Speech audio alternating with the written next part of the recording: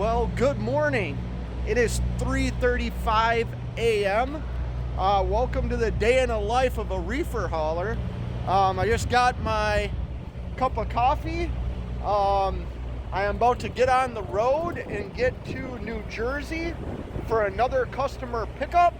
And I thought I would vlog my day. I thought I would vlog that reefer guy's day. So, yeah, enjoy.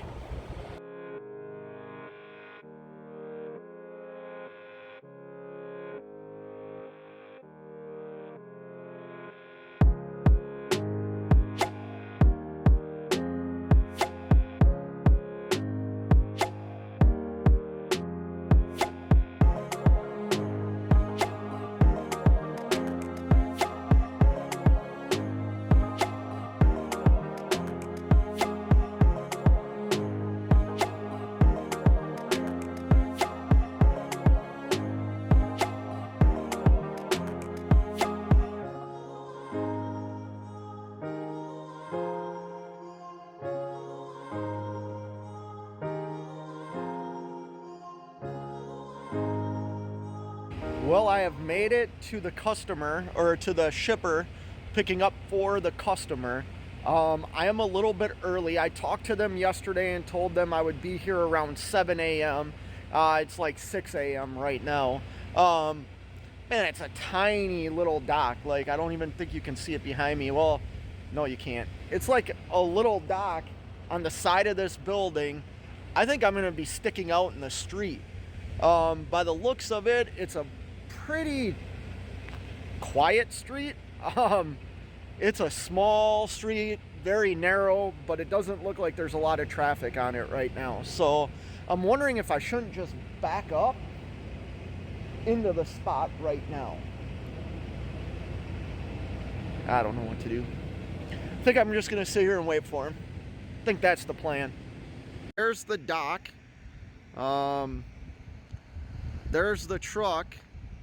I think I have enough room if I pull up alongside the dock here and then pull back out in the street, I can make it to the dock right there.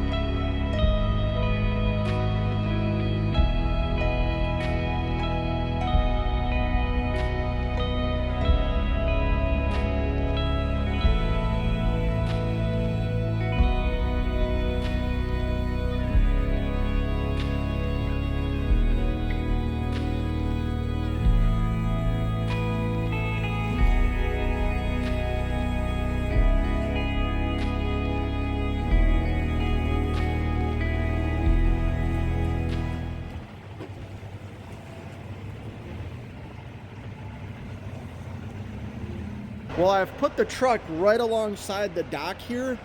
Man, it's kind of tight.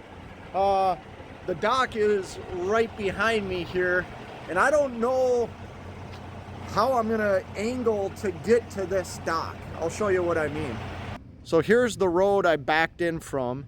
I turned it tight to get up into here a little bit, and then I pulled forward into that driveway right there to straighten out. But as you can tell, I am not at the dock. And I don't know how much tighter I can get to the dock. Or, you know what I mean? If I can get up into this dock, I'm sure I can. I just haven't tried. But I'm going to have to bring the truck back out onto the street, hug the corner here, and then somehow back into the dock right here. 7 a.m. Still waiting on the shipper to show up here. Part of hauling customer freight, I should kind of talk about this. You're kind of in control of setting the appointment times, at least for this customer that I deal with. So I had 2 pickups for this customer. One that was scheduled open window yesterday, 6 to like 4.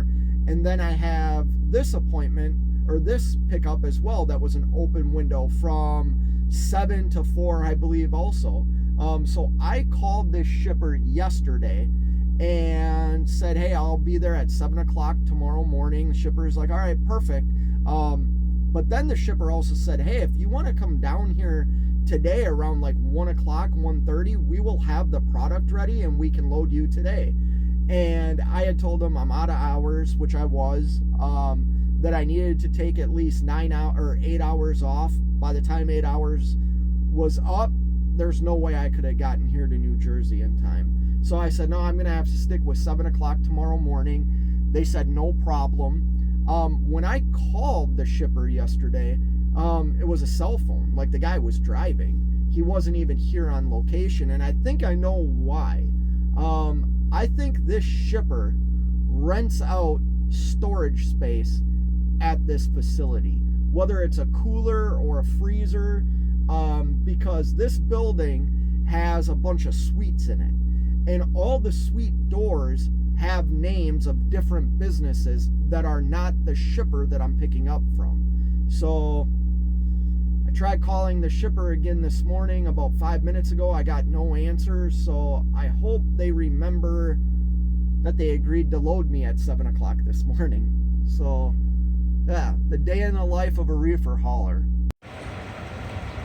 So actually, when I was waiting, I noticed this container, but I didn't know what it was. This is actually where the product is being held, is in this container. They are taking it out of there, bringing it to the back of the trailer here, and I'm throwing it on these pallets.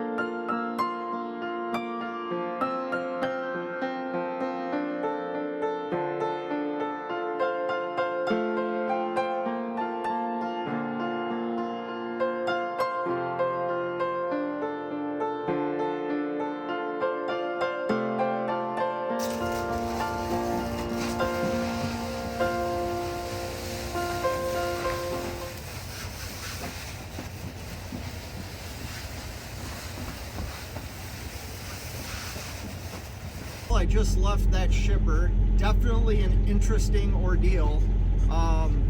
Cool company though. 3 friends own it. Don't like having to load my own truck, but you know what? I believe in doing what the other person doesn't want to do. So I talk a lot about doing what the other guy or girl doesn't want to do in the trucking industry. So I'd be curious, leave a comment. Is this something you would have done? Would you have built your own pallet, or not pallets, but would you have loaded your own truck? Let me give you a little backstory though on this shipper.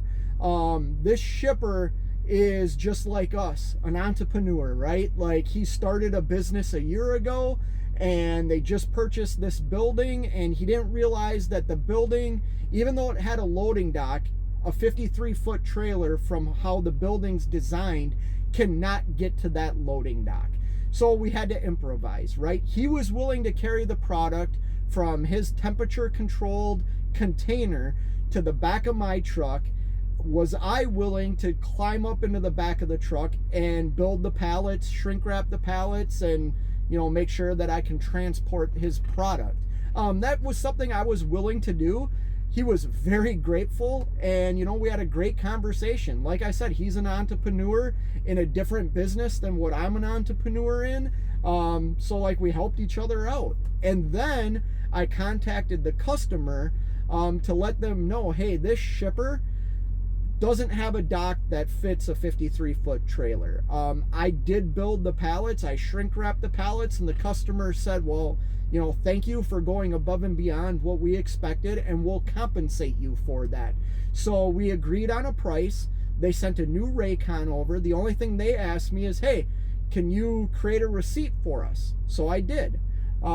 Yeah, like I said, no problem. They sent a Raycon over with money added to the load for me basically building and loading the truck myself, along with the help of the guy that owned the business I was at. But yeah, wondering if you would do the same thing for a customer. Will you go above and beyond what you think your job is to keep the customer happy?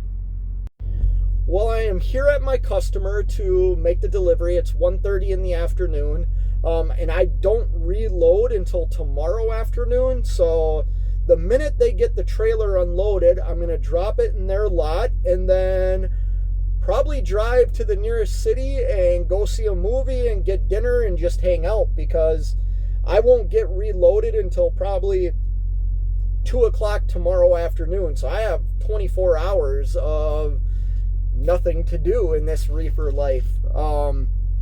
Like I said, I'm probably just going to drive to the nearest big city and go see a movie. I know John Wick 4 came out, so maybe I'll go see that. Maybe go get a haircut. Like I said in my live yesterday, it's been a while since I got a haircut. I should probably get that done. But yeah, we're going to hang out after we get unloaded here at the customer, and then who knows what I'm going to do. I'll get back with y'all later.